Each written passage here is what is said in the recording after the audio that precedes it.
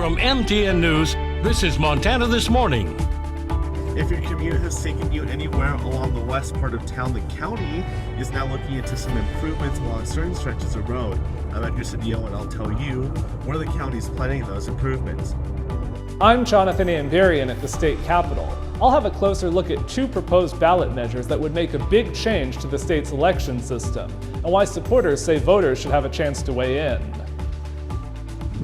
Where's the beef? It's gonna be right here at the American Legion Hall in Butte. I'll tell you how veterans can stock up.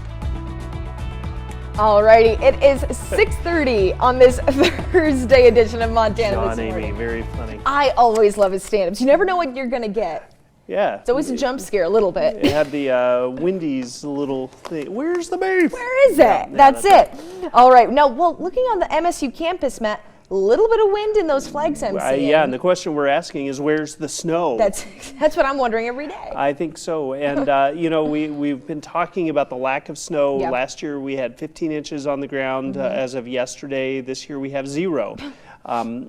Big difference. But we do have snow in the region. Temperatures right now too warm to see much in the form of snow. We do have some damp roadways, both east and west of the divide, mainly seeing rain showers for the valleys, but we may see a light accumulation as we get later into the day. Heavier snow into the mountains. I'll take a look at some of this coming up in a few minutes. Here's the breakdown in temperatures for today. I think our temperatures through the afternoon are going to slowly tumble. Again, we do have some wet roadways in the mining city as we're seeing rain or rain-snow mix to start the day. We'll talk more about the amounts and what to expect in just a few minutes. All right, thank you very much, Matt. Now, right off the top, perhaps you've experienced sitting in traffic between Bozeman and Belgrade, or maybe you've even seen a crash on South Alaska or on Love Lane. Well, as our Edgar Cedillo reports, Gallatin County wants your input on what to do with some of its dangerous intersections. If your commute takes you anywhere along Love Lane or South Alaska Road, you've probably encountered some traffic. Now, because of that, the county is looking into safety improvements along those sections of road. It was hard, especially going towards town because of the fence there. It was hard to see who was coming, to the north. Mark Huber has had concerns about driving towards Bozeman along Durston Road from his neighborhood out in Four Corners. The four-way stop, I think, did a lot to help the safety. The county did add a stop sign, but that was only a temporary fix. So Love and Durston we hear a lot about. It's not just Love and Durston, but also a section of South Alaska Road at East Valley Center Road and Cameron Bridge Road. Our pace of development is so fast, and our infrastructure is lagging behind. Which is why the county is now asking for the public for their input on what sort of improvements they would like to see. But we're really trying to get people's lived experiences who use these areas on a daily or weekly basis. Commissioner Boyer says when the county did a study back in 2021, the Durston and Love intersection had 15 crashes and 9 and 7 crashes along the 2 intersections on South Alaska. These intersections are the ones that the county wants to improve. The only issue is money. So they don't have a pot of magic money to get them done, but they are the top, the top projects that we've identified. Boyer says that the county also secured a federal grant for $250,000 to begin planning improvements for 5 other intersections in the county. So there's a lot of need, particularly in the triangle area between Bozeman, Four Corners, and Belgrade, for improvements. The county is also hosting 2 public meetings, one virtual and one at the county courthouse next Thursday. We'll have information on the times on our website. In Bozeman, Edgar Cedillo, MTN News. Thank you very much, Edgar. Now, if a Montana committee gets its way, voters in the state will have a chance next year to consider a major overhaul of the state's election system. MTN senior political reporter Jonathan Amberian shows us what they're proposing. The people backing a pair of proposed ballot measures that would change the way Montana runs its elections say the current system leaves too many Montanans feeling excluded and creates choke points that give special interests more influence. They say voters should have a say on whether to make a change. They believe, all of the people in this growing coalition, that it is not just necessary, that it's imperative that we take back over the system we use to hire people for governing. Frank Garner, a former Republican lawmaker from Kalispell, is one of the board members of Montanans for Election Reform, a committee that submitted 2 proposed amendments to the Montana Constitution, changing the requirements for electing members of Congress, governor, state land board officers, and state lawmakers. The first measure would create a top 4 primary system. Currently, Montana primary voters select a party's ballot and can vote only for candidates from that party, with the top vote getter from each party appearing on the general election ballot. This measure calls for candidates from all parties to appear on the same ballot, and the 4 top finishers to all make the November ballot. For those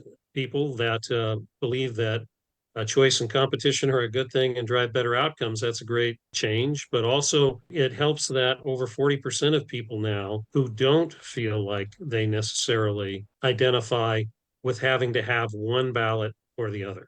The second amendment would require the winner of those elections to get a majority of the vote, not just the most votes. It would task the legislature with deciding how to accomplish that. Garner said options could include an instant runoff system or a separate runoff election. We think it's important to be able to say that that person that is representing us has the endorsement of the majority of people. The 2 measures are separate because of Montana's requirement that unrelated constitutional amendments be voted on separately. Earlier this year, the Attorney General's office ruled the top 4 primary proposal violated that requirement and was invalid. But the Montana Supreme Court ruled unanimously that all of the measure's provisions were integral to the proposed primary system, so it could move forward.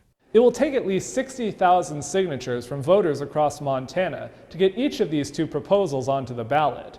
Garner says they expect to be able to begin collecting signatures on the top 4 primary proposal by January. The Attorney General has yet to weigh in on whether the majority winner proposal meets legal requirements, so signature gathering on that measure will be farther off. In Helena, Jonathan Amberian, MTN News. And 4 presidential candidates squared off in Alabama Wednesday night. That was the latest debate ahead of next year's primaries and caucuses. Former President Trump once again did not attend. Our Joe St. George takes a look at the key moments and whether anything might change in the race as a result. Well, the 4th presidential debate and the final presidential debate of 2023 is now over. The big question, did it make a difference with the Iowa caucuses rapidly approaching on January 15th? I'm sick of hearing about these polls. I have been a conservative fighter all my life. The truth needs to be told. All 3 of them have been licking Donald Trump's boots for years. 4 Republican candidates for president squaring off in Alabama Wednesday. The smallest debate stage yet, but it may have been the most heated. Former South Carolina Governor Nikki Haley faced attacks throughout the night from Florida Governor Ron DeSantis as the race for second place intensified. And you have other candidates up here like Nikki Haley. She caves anytime the left comes after her, anytime the media comes after her. I did a bill in Florida to stop the gender mutilation of minors. It's child abuse and it's wrong. She opposes that bill. He continues to lie about my record. I actually said his Don't Say Gay bill didn't go far enough because it only talked about gender until the 3rd grade. It wasn't just Haley and DeSantis sparring. Former New Jersey Governor Chris Christie and entrepreneur Vivek Ramaswamy battled too. Christie defending Haley from Ramaswamy's attacks. This is a smart, accomplished woman. You should stop insulting. So do everybody a favor. Just walk yourself off that stage, enjoy a nice meal, and get the hell out of this race. The 4th debate that you would be voted in the first 20 minutes as the most obnoxious blowhard in America. Former President Trump skipped the debate like he has done previously, electing to do a televised town hall this week in Iowa instead. And while polls show Trump currently up by nearly 30 points in Iowa, historically the final weeks before the caucuses have proved to be volatile. In 2015, Ted Cruz only had 10% support in October ahead of the caucuses. He would go on to win them in February. As far as criticism of former President Trump, Christie and DeSantis with some of their sharpest attacks to date. He is unfit. This is a guy who just said this past week that he wants to use the Department of Justice to go after his enemies when he gets in there. The idea that we're going to put someone up there that's almost 80 and there's going to be no effects from that, we all know that that's not true. Joe St. George, Scripps News, Washington. Now back in some church or state headlines, giving back to those who served. MTN's John Amy tells us how veterans can stock up on some free meat this weekend. Hey, you're a veteran and you need to stock up your mess hall? Well, come down to the American Legion here in Butte, where they're going to have 8,000 pounds of meat to give away, just to say thank you for your service. We're looking at chicken, we're looking at pork, we're looking at beef, we're looking at wild game, and it's kind of a grab bag of everything. The Montana Veterans Meat Locker will be trucking the meat in from Billings to give away to veterans at the Butte American Legion post at 3201 Wynn Avenue. I think the veterans need the support, and I think it's great to say thank you for our veterans, and just saying, hey, we're a veteran, we serve our country, and now the people who have supported us are giving back. The Southwest Montana Veterans Food Pantry in Deer Lodge will also be giving away food at this event. There are many veterans going through hard financial times and in need of food. People don't realize that Montana is one of the top states for vets per capita. Just in Deer Lodge alone, we have over 300 vets just in the area. All veterans are encouraged to come out to the giveaway. There's a lot of veterans out there that are in need and they don't take advantage of this stuff, and it's right there, it's available. Come on down, don't be shy. The event is Saturday, December 9th from 10 in the morning to 2 in the afternoon in Butte. John Amy, MTN News. Amazing program. Thank you very much, John, for bringing that to us this morning. Now we're going to take a short break, but when we come back, the holiday season creates a busy time for courier companies. And time is of the essence when it comes to shipping your gifts. After Top Stories, we're going to break down when to send your gifts to make sure they arrive to their destination